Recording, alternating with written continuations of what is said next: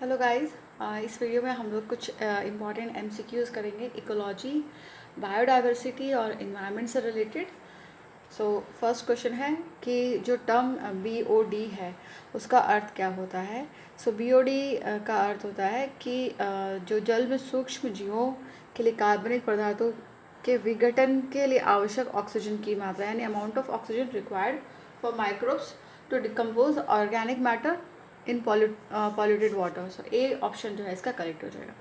Next है the main pollutant responsible for fading in shining of Taj Mahal is. तो ताजमहल की जो शाइनिंग है वो एसिड रेन की वजह से कम हो रही है। वो येलो वाइट से जो है येलो कलर का हो रहा है, और उससे एसिड रेन से जो है जो बिल्डिंग मटेरियल है उस पर वो जो है डिस्ट्रक्शन भी हो रहा है, उस पर वो डिस्ट्रॉय भी हो रहा है। सो एसिड रेन के मेन कंपोनेंट्स है सल्फर डाइऑक्साइड और nitrogen oxides.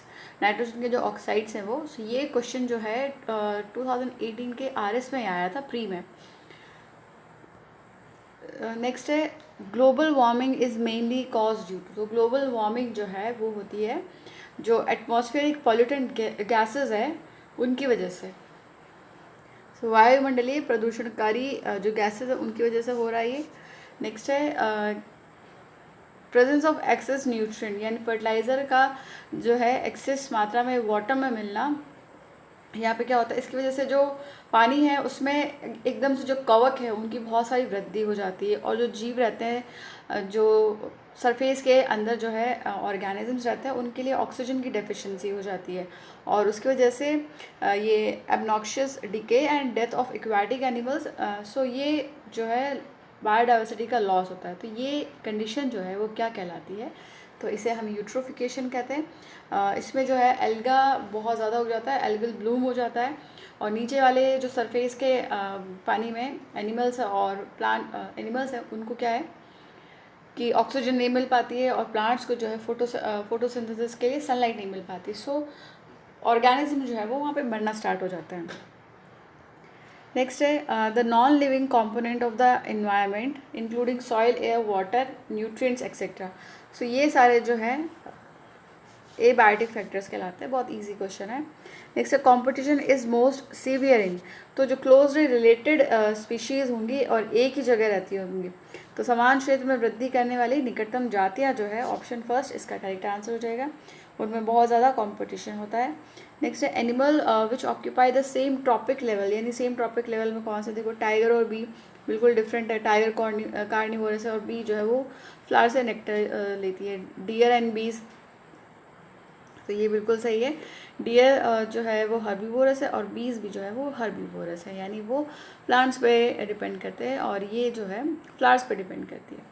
Snake and earthworm भी टोटली डिफरेंट है, एंड क्रो एंड काउ भी टोटली डिफरेंट है। नेक्स्ट है the quantity of inorganic material like mineral present at any given time in ecosystem is called. So इसे हम कहते हैं खड़ी अवस्था, यानी स्टैंडिंग स्टेट कहते हैं। नेक्स्ट है परऑक्सी एसिटाइल नाइट्रेट। ये क्या करता है, तो ये परऑक्सी एसिटाइल नाइट्रेट जो है वो एक powerful respiratory and I irritant है ये, और ये फोटोकेमिकल स्मोक जो होता है उसका एक कंपोनेंट भी होता है, और ये रिड्यूस करता है फोटोसिंथेसिस की रेट इन प्लांट्स। नेक्स्ट है हमें यहाँ पे इक्वेशन दे रखी है, और ये इक्वेशन पूछा है कि ये क्या रिप्रेजेंट करती है।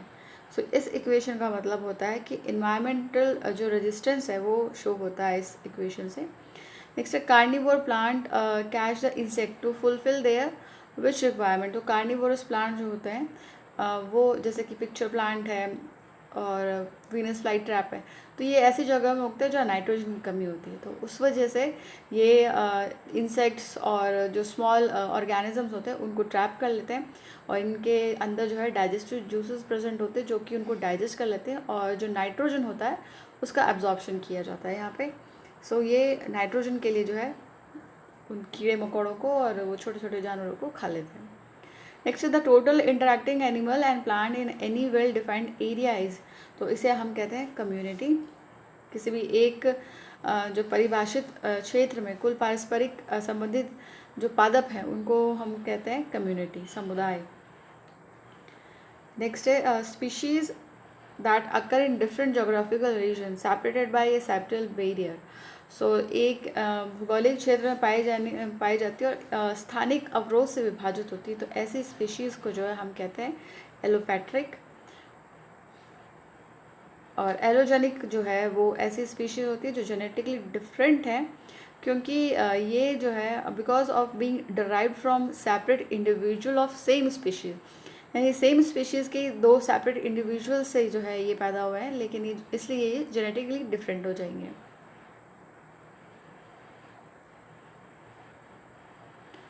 और सिम्पैट्रिक जो है वो होते हैं ये इवोल्यूशन होता है यहाँ पे न्यू स्पीशीज़ का from the surviving ancestral species. So यानी जो इनके पूर्वज वाली जो स्पीशीज़ है वहीं से जो है यहाँ पे इवोल्यूशन हो रहा है न्यू स्पीशीज़ का। सो ये जो है सेम जोग्राफिकल रीजन जो है वहाँ पे इनहिबिट करते हैं, वहाँ साथ साथ में ही रहते हैं। नेक्स्ट है most diverse organism of an ecosystem is. तो मोस्ट डाइवर्स जो है वो है डीकम्पोजर्स। नेक्स्ट है the study of inter relationship between the species individual and it's physical environment. तो ये जो है वो होता है स्व पारिस्थितिकी या यूटो ऑटो इकोलॉजी, ऑट इकोलॉजी जो है इसे ही कहा जाता है। नेक्स्ट है हमें एक डायग्राम दे रखा है और ये जो है age pyramid of human population है। तो ये पिरामिड जो है वो क्या शो करता है, सो देखो इसकी शेप जो है वो ट्राइंगुलर है।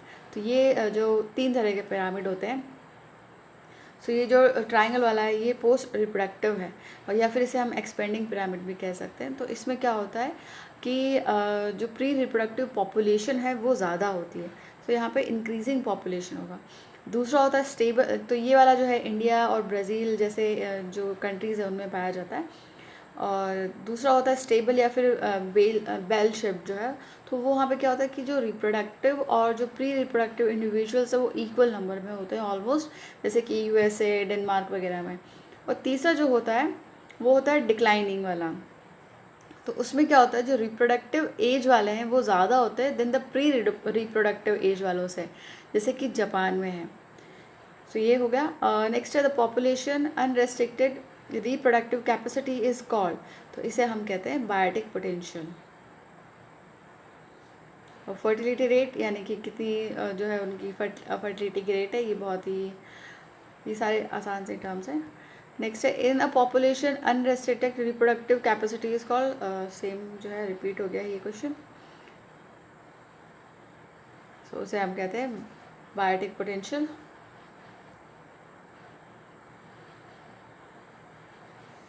नेक्स्ट है the non obligatory mutually beneficial relationship is presented by. तो देखो सिम्बायोसिस जो है वो ऑब्लिगेटरी और नॉन ऑब्लिगेटरी दोनों तरह का हो सकता है। सो इसमें से जो प्रोटो कॉपरेशन है ये नॉन ऑब्लिगेटरी, कमेंसलिज्म भी जो है वो नॉन ऑब्लिगेटरी, वो ऑब्लिगेटरी होता है। और यहाँ पे जो ये सिम्बायोसिस का ही जो है फॉर्म है, और प्रोटो कॉपरेशन में जो है ये नॉन ऑब्लिगेटरी है, म्यूचुअल बेनिफिशियल रिलेशनशिप होता है, यानी दोनों को जो है यहाँ पे फ़ायदा होता है।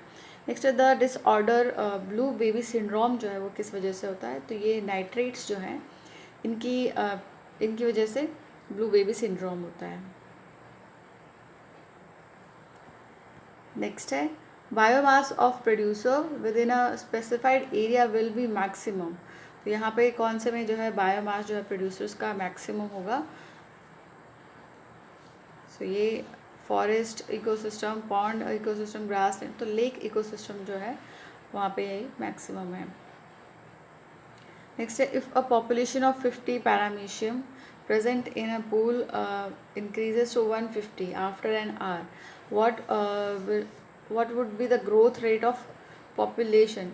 यानी एक पहले 50 है फिर 1 घंटे में जो है वो 150 हो गए, तो उसकी ग्रोथ रेट क्या होगी। सो इसकी जो ग्रोथ रेट है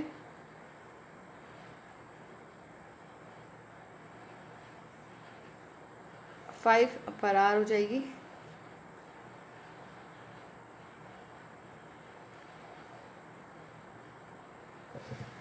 geometric representation of age structure is a characteristic of.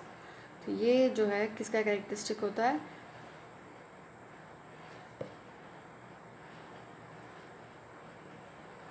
Landscape का।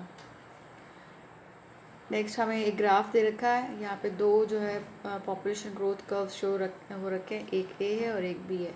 तो which of the following growth model considered a more realistic one, तो इसमें से कौन सा जो है वो रियलिस्टिक है।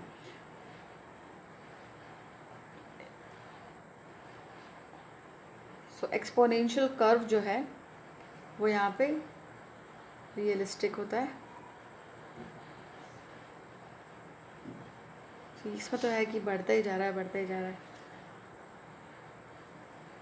नेक्स्ट है the presence of diversity at junction of territories of two different habitat is known as, तो इसे जो है हम कहते हैं पास्चर इफेक्ट।